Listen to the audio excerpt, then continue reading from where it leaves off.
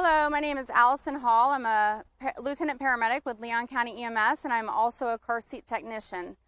In honor of Child Passenger Safety Week, we'd like to give you some tips on how to properly install your car seat.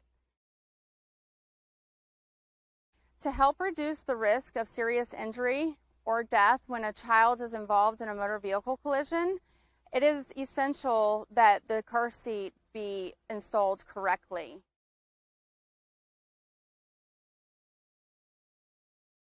Some of the things that you can do to help facilitate installing the seat properly is refer to the manual that the car seat comes in and review the manual for the car. If you're still unsure on if you have it installed correctly, you can always contact a car seat technician like myself, and we can help check it over and make sure that it is correct. When you do have your car seat checked by a technician, it is essential that you bring the child with you so that we make sure that the child fits properly in the seat and all the belts are aligned.